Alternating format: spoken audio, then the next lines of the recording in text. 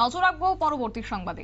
আবারও পুলিশের জালে মানব পাচারকারী এবং এই মুহূর্তে যে সংখ্যা তা হচ্ছে 5 জন মানব পাচারকারীকে জালে তুলতে সক্ষম হয়েছে পুলিশ। তবে জানিয়ে রাখছি যে রাতের খবর পেয়েছেন তারা, গোপন খবরের ভিত্তিতে পুরাথল, রাজনগর, কোয়াটেফা এবং হরিহরদোলা কোনাবন এলাকা থেকে মধুপুর থানা, বিএসএফ, গোয়েন্দা বাহিনীর সহযোগিতায় আগরতলা জিআরপি থানার পুলিশ দুটি মামলার সঙ্গে যুক্ত থাকার অভিযোগে 5 জন মানব পাচারকারীকে গ্রেপ্তার করা হয়েছে।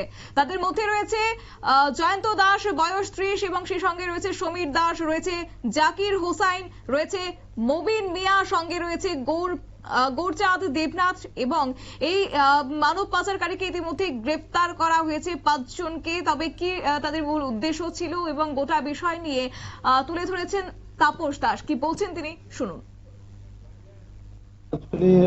গতকালকে আমরা মোট 5 জন কে অ্যারেস্ট করি হরিহরদোলা বাজার থেকে।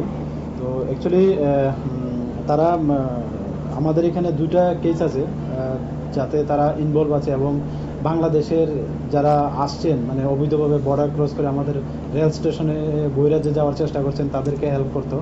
তো ওই সুবাদেই আমরা গতকালকে বিএসএফ এবং মধুপুর থানা এবং আমাদের যে সিস্টার এজেন্সি আছে সবাই মিলে আমরা গতকালকে 5 জনকে অ্যারেস্ট করেছি। তো আজকে আমরা ওনাদের মহামান্য আদালতে প্রেরণ করছি, এবং ওখান থেকে তাদের প্রিলিমিনারি ইন্টারোগেশনে আরও নাম আসছে, আমরা দেখছি এগুলি খতিয়ে। তো যারাই ওইটার সঙ্গে যুক্ত থাকবে আমরা অবশ্যই তাদের আইনের আওতায় আনব।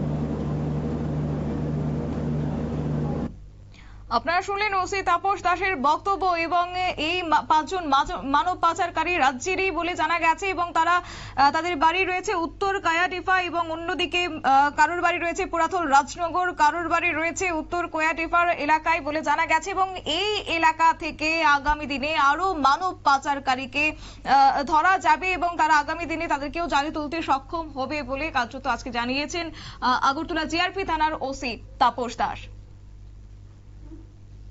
নিয়ে নিচ্ছে ছোট্ট একটি বিজ্ঞাপন বিরতির, সঙ্গে থাকুন।